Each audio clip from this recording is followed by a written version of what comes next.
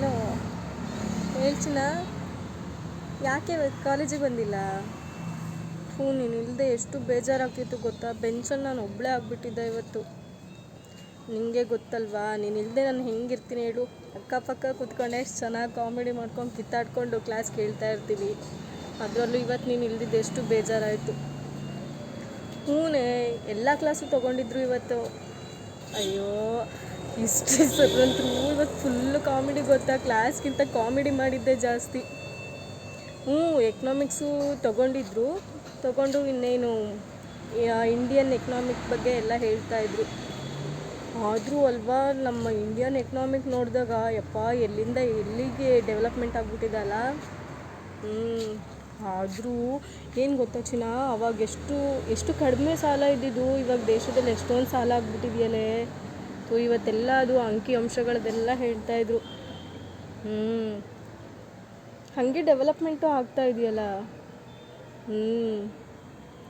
ಮಾತ್ರ economics class ಇವತ್ತು ಸಖತ್ತಾಗಿತ್ತು, interesting ಆಗಿತ್ತು. ಆದರೆ ನಮ್ಮ ಇಂಡಿಯನ್ ಎಕನಾಮಿಕ್ ಅಲ್ವಾ, ಎಷ್ಟೇ ಆದರೂ ಕೇಳೋಕ್ಕೆ ಇಂಟ್ರೆಸ್ಟಿಂಗ್ ಆಗಿರುತ್ತೆ. ಹಿಸ್ಟ್ರಿ ಎಲ್ಲ ಚೆನ್ನಾಗಿತ್ತು.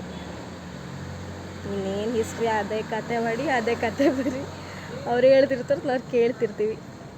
ಆದರೂ ನೀನು ಇಲ್ದಿದ್ದು ಇವತ್ತು ಕ್ಲಾಸಲ್ಲಿ ಬೇಜಾರಾಗ್ತಿತ್ತು. ನೀನಾದರೂ ತಿನ್ನೋಕೆ ಅದು ಇದು ಏನಾದರೂ ತರ್ತಿದ್ದೆ, ನಾನು ಮೊದಲೇ ಏನೂ ತಗೊಂಡೋಗಲ್ಲ. ಮತ್ತು ಎಲ್ಲಿಗೆ ಹೋಗಿದ್ದೆ? ಏನು ಬಾಯ್ ಫ್ರೆಂಡ್ ಜೊತೆ ಹೋಗಿದ್ಯಾ? ಸುಂದ್ರಿ, ನೀನು ಹೇಳೋಕ್ಕಾಗಲ್ಲ ನೀನು ಹಿಂಗೆ ಅಂತ. ಹೌದಾ? ಎಲ್ಲ ಆರಾಮ? ನೋಡು, ಒಂದಿನ ನೀನು ಇಲ್ಲಿದ್ದಕ್ಕೆ ಏನೋ ಕಳ್ಕೊಂಡಂಗೆ. ಏನು ಊಟ ಮಾಡಿದೆ? ಹೌದಾ? ನಂಗೆ ದೋಸೆ ಅಂದರೆ ಅಷ್ಟಕ್ಕಷ್ಟೇ, ಇಡ್ಲಿ ವಡೆ ಕೂಡ ಎಷ್ಟಾದರೂ ಹೊಡಿತೀನಿ, ತಿಂತೀನಿ. ಮುಂಚೆ ಮಸಾಲೆ ದೋಸೆ ಅಂದರೆ ಸಖತ್ ಇಷ್ಟ ಇತ್ತು.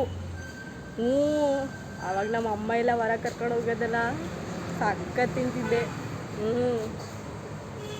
ಮತ್ತು ಏನು ಸಮಾಚಾರ? ಆದರೂ ನೀನು ಕಾಲೇಜಿಗೆ ಬಾರಮ್ಮ, ನೀನು ಮಿಸ್ ಮಾಡಬೇಡ. ಇಲ್ಲ ನೀನು ರಜಾ ಹಾಕೋದಾದ್ರೆ ನನಗೆ ಹೇಳ್ಬಿಡು, ಇಬ್ಬರು ಒಟ್ಟಿಗೆ ರಜಾ ಹಾಕ್ಬಿಡೋಣ. ಮತ್ತು ಕಣ.